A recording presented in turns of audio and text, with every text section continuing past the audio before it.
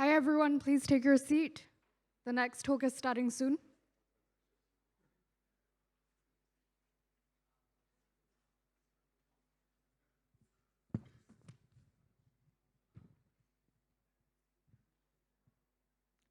So our first talk of the day is Adam Gagol from Aleph0, one of our lead sponsors. And he'll be delivering a talk on private DeFi, the possible, the impossible, and what's worth it. So please, everyone, give a big round of applause for Adam.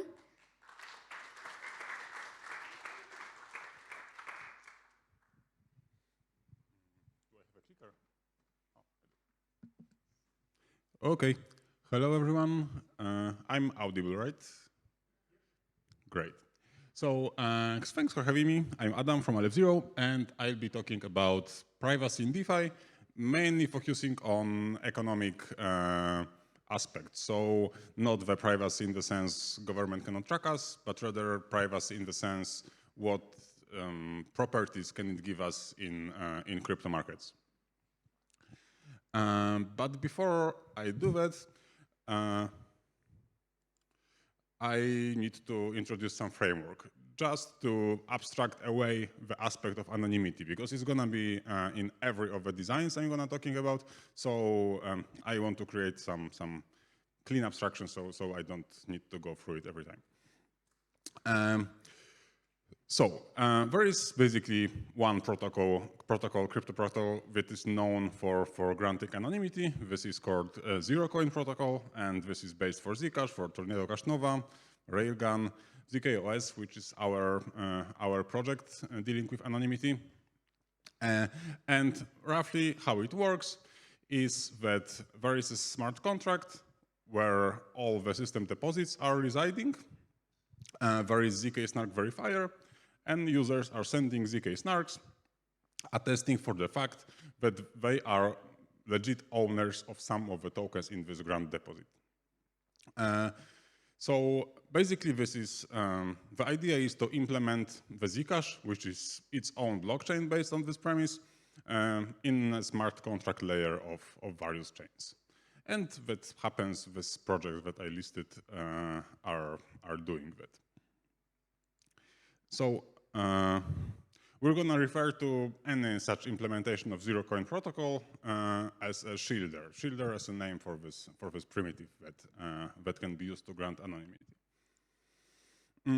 So the first corollary here is that it may seem that anonymous DEX is some kind of a big milestone or holy grail of privacy in DeFi. So it is not, because it can be created basically by merging shielder and regular DEX, such as, for example, Uniswap. So how would that work then?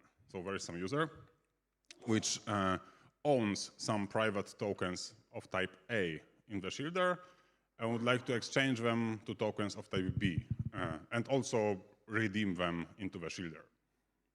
So, well, what should the user do? The user should initiate the transaction from the shielder to a normal, regular, public implementation of Uniswap. Then the tokens would be exchanged, and then they would go back to the shielder. There is a small technical caveat that actually he would need one-time account in the middle, because like there is some unpredictability in how many tokens B we get from Uniswap, because like someone can front run us, like the prices are changing, and for technical reasons we need to know exactly how many tokens we put into the shielder, because we need to construct zk proof based on it. But generally, the rough pattern is like this. So all our funds are in the shielder. We can initiate from the shielder interaction with any smart contract, and we can get back all the tokens we get from the smart contracts back into the shielder. So this grants us anonymity. This does not grant us privacy. So it may be worthwhile to think like what can be seen from outside in this interaction. So like for any outside observer, this interaction looks like, well, the observer can see that X tokens A have left Shielder, the observer can see, of course, what happens on Uniswap. The observer can see that, that this tokens B entered the Shielder again. What the observer cannot see is which of the users have done it, and basically this action is absolutely unlinkable to every other action initiated from the Shielder.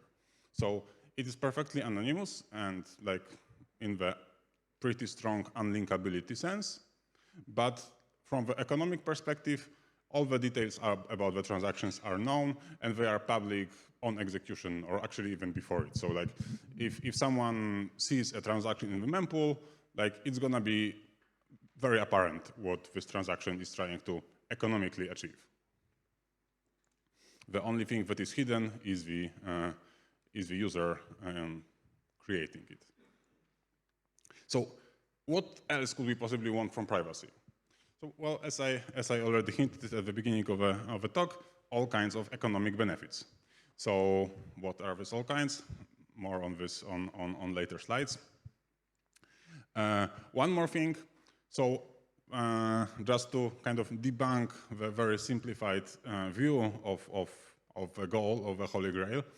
So this is the design of impossibly private AMM. So like one could think that, okay, so maybe let's somehow cryptographically create a version of Uniswap where everything is super private. So like the amounts being traded are concealed and never revealed, and everything basically happens besides this cryptography curtain.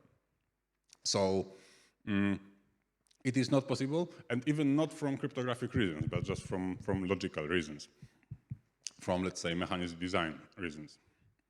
So if we would have it and have some private execution engine for this Uniswap, let's say it runs in trusted execution environment, then what could happen? I mean, it could offer this kind of capabilities. So user could have tokens in the Shielder, then user would send it to the TEE.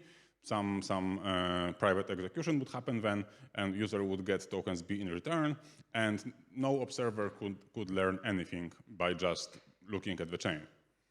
The problem is that from the very fact how AMMs are working, adversary could sample it often enough to get a glimpse of what's going on. I mean, for every current AMM, there is a deterministic function mapping between the state of the pools inside of AMM and the prices and the trades that are happening. So adversary watching how the states of the pool are changing, for example, right now it's less ETH, and right now there is one more ETH and 2,400 less USDT. So, well, if adversary sampled these two time points, it's pretty apparent that someone just did a trade and traded one ETH to 2,400 USDT, because like one of the pools went down, one of the pools went up. So while this would, I mean, yes, there exists in theory some cryptography that could give us such design, but it would not achieve what we are striving to achieve. This thing is unachievable. I mean, AMM with full privacy. What is achievable though? Oh, yeah. So this kind of attack, this exploit works only for AMM. For order book-based exchanges, I mean, it's not so easy to sample order books. When it comes to AMMs, one can just do 1 epsilon of tokens and trade it, and then sample the price. For order book, to actually know what orders are residing in the order book, to learn this, the adversary would need to do a substantial trade. So this argument just doesn't work for order books. And hence, there is an idea of ideally private order book, which is theoretically possible. Right now it's cryptographically rather not possible for efficiency reasons. So again, there is a Shielder in the middle, and what users are doing. They are creating orders, or like how people tend to speak now, intents. So they are intending to sell X tokens A for B at price P, and then there is the other user with the perfectly opposite intent. What they do is that they are sending this intent to some kind of private magic engine, which can be just an execution environment again. This engine is matching the intent of one user to intent of other user, does the execution, and resends the tokens. So what can be this private matching? Well, so I'm aware of two approaches. One is TEE, which is what T1 is to some extent doing. And the other is multi-party computation. So this is the primitive that Renegade Finance is playing around with. And they are also building, they are cutting some corners. This is not this perfect design, but basically Renegade, I think, is the closest to achieving this kind of a private matching exchange. Okay, so this was maybe a bit long introduction. So right now, I wanted to set up a stage telling what is possible, what is impossible right now. So maybe now I'd like to say a bit more about what is worth doing and how to actually capture this economic benefits that privacy can bring us. So they are, I split them for two categories. The first one are benefits of short-term privacy, and the other are benefits of long-lasting privacy. So when it comes to economic advantages of short-term privacy, these slides will basically be universal enough that they describe both TradFi and DeFi. So why it's important, maybe before going into the slide, why it's important to discern between this short-term and long-term privacy is because some cryptographic techniques can be pretty safely utilized to give short-term privacy, not necessarily so much to give long-term privacy. Like trusted execution environments are perhaps the best example here. So like whoever is following Twitter knows that there was an exploit just a couple of days ago, and generally like every year, or maybe not every year, but pretty often on Twitter there are these massive exploits where someone is hacking TE and extracting the master key or doing some other evil stuff. So if we would use this primitive to grant long-term privacy, that probably wouldn't work, because like eventually someone would find an exploit and steal these things that we wanted to be private forever. When it comes to short-term privacy, well, so these hacks happen, I don't know, once a year, maybe once a couple of years. So if we would use TE to grant privacy with a deadline of, I don't know, 5 minutes, then it's probably okay. I mean, no one is hacking TEs so fast. So back to these advantages. How the regular situation in order books, like without any clever designs, work, and that's how it works in TradFi, how it works in DeFi. The only difference is timescale. In TradFi, it's roughly 100 times faster. Almost everything is 100 times faster. Is that there is some Joe as a regular Joe, not trader Joe. So this is the user that is not arbitrager or like informed trader. This is the user with the actual need of exchanging one token to the other. So like we can even think, I think it's a good idea to think about DEX designs in a way that what we want to optimize is the price for this regular Joe, for basically for user with the actual need of exchanging one token to the other. If we have an incentive design that gives good prices to these users, then that means that, well, we achieve some kind of incentive compatibility. So what happens is that, well, there is some state of order book that usually looks something like what I pictured here. So there is the further from the middle, the more liquidity depth, and usually there is almost empty area inside, and this is where all the trading is actually happening. The prices are usually not shifting very fast, so like all the trades are usually being crossed and matched in the middle. So let's say that Joe is putting a relatively big order, which looks like this.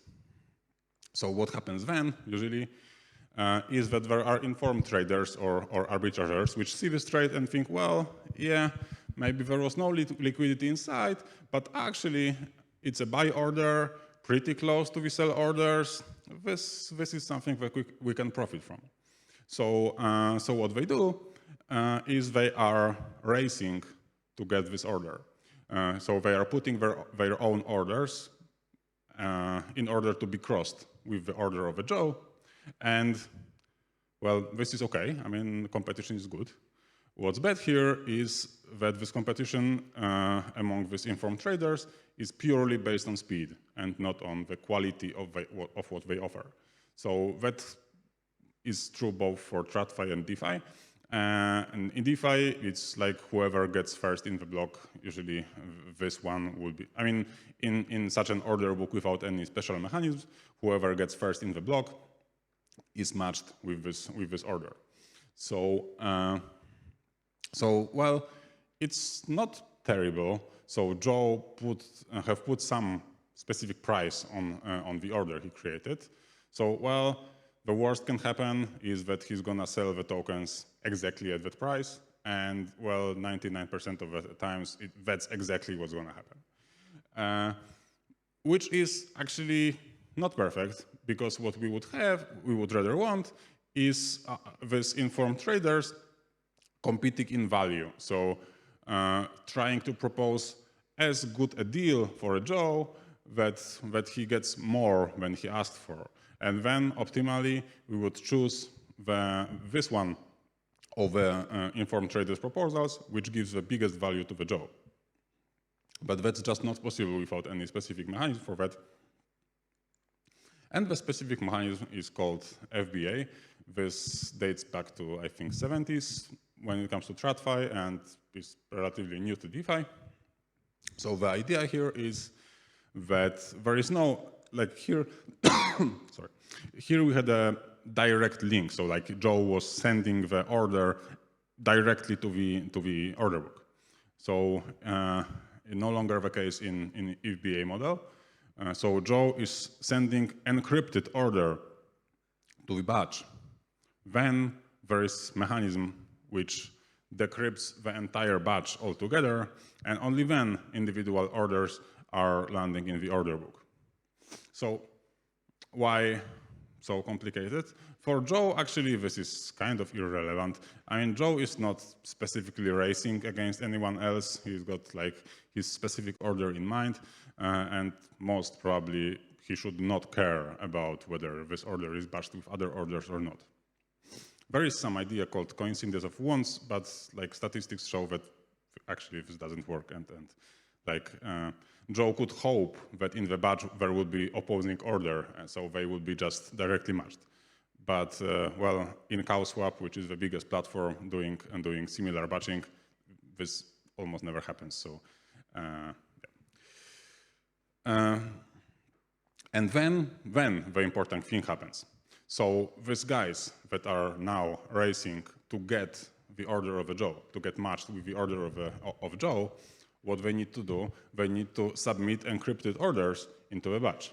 So no longer a time race. Like the only thing they can do is submit a good proposal, because then what's going to happen is the entire batch with all the proposals of the traders will be decrypted together, and then what's going to be matched against the order of Joe?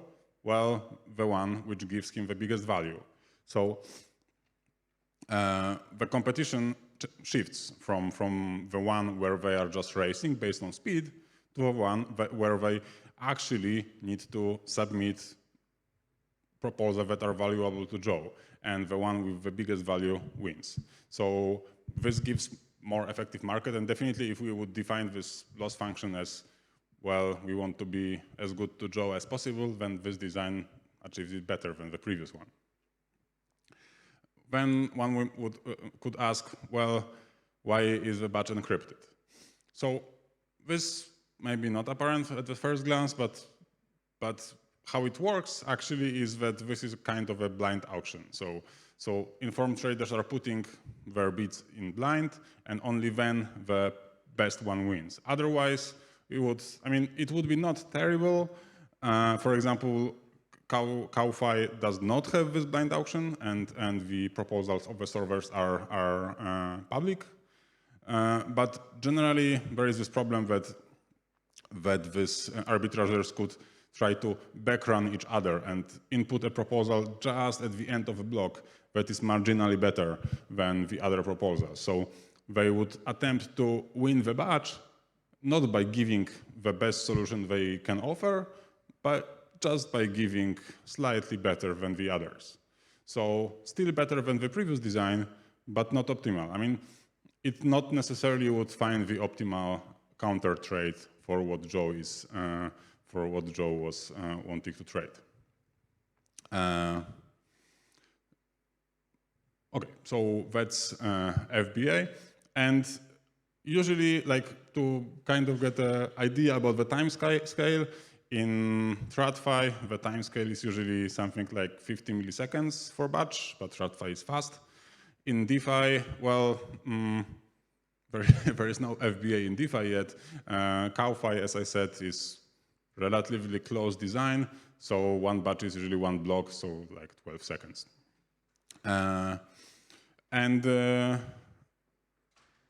The difference is pretty big also because in TradFi, in every batch, there is substantial number of the actual trades that gets executed. In DeFi, like platforms, CowFi is by far the biggest intent-driven platform right now, and in the average amount of transactions in a batch is 1. So, I mean, it still gives value because CowFi is a bit more complex, and there is an idea of proposals that finally do not end in a batch. So there are solvers which are submitting something, and only the best one gets to the batch. And there is also split between users and solvers. But generally, we don't have like a massive volume when it comes to the number of trades there yet. So definitely some of the advantages that exist in TradFi would be still lost in DeFi due to the lack of volume and lack of this, let's say, cumulative effect of a batch. So this is like the theoretical model, and when it comes to more extended privacy, this is something that we are working on. This idea of reveal conditions. So the idea how the model works is that now Joe wanting to create the order, creates the order. So for example, this one says that Joe wants to sell one ETH to 2,400 USDC,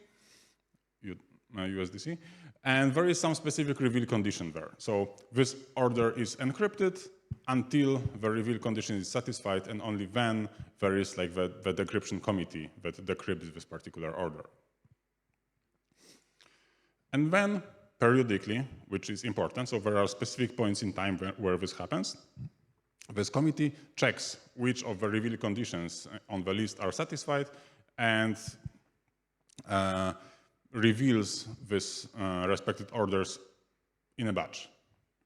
So aggregates all the orders with satisfied reveal conditions and decrypts them all together. So why we think it's nice? So first of all, FBA, so the previous slide, can be easily implemented this way. So the only thing that needs to happen are these arbitrageurs submitting orders with trivial reveal conditions. So orders like reveal me now, reveal me ASAP. So whenever there will be next point of reveal, all this order will get revealed and the best one will win. So FBA is pretty clear in this model. Users can create iceberg orders. Iceberg order is the idea from TradFi where one can create the order of which the vast majority is invisible. So like an iceberg, only the top is actually visible in the order book, and the rest of the iceberg is programmatically guaranteed to be also traded, but is hidden from all the observers, including, of course, other traders. So only when the top of the iceberg gets traded, then some other parts of the iceberg go up. So how can it be done? Well, we can use reveal conditions, reveal this order, only some other order is finally traded. So like this captures this idea of the like refilling orders. And we think that it's particularly interesting for DeFi because comparing to TradFi, we see that it's for many users much harder to automatize actions in DeFi due to this thing that like not your keys, not your tokens. I mean, people are rather more conservative when it comes to giving access to their capital. And well, also having a server running with a private key, which would automatize something, it sounds kind of risky. So we feel that it gives a good value that this kind of primitive can be fully automated on chain without the necessity of having the process resubmitting transactions, for example. Yeah, this is basically the third point, that it allows to automatize non-trivial actions without the need of doing basically anything with a private key. So like user can just submit some bunch of this transaction with various reveal conditions, and then it's done. I mean, this is a framework to automatize these actions by submitting the transactions and well, waiting until they get revealed and solved. And this is the final slide. So if there are any questions, I'd be happy to answer. And yeah, thank you for having me and listening.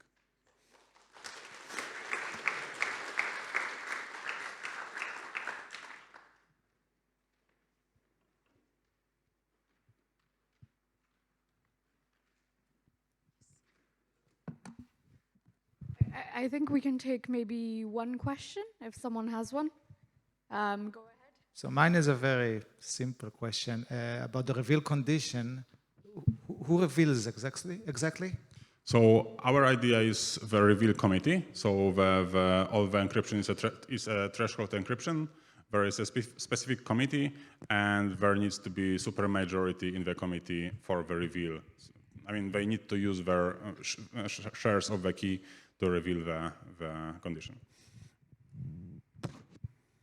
There is also this caveat. I mean, like it's easy to create economic mechanisms here to disincentivize malicious reveals. So, for example, if the condition is not satisfied, whoever shows the part of the decryption from other user gets some parts of the funds of the collateral put by this node.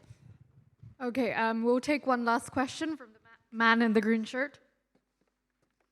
Can someone get him a mic?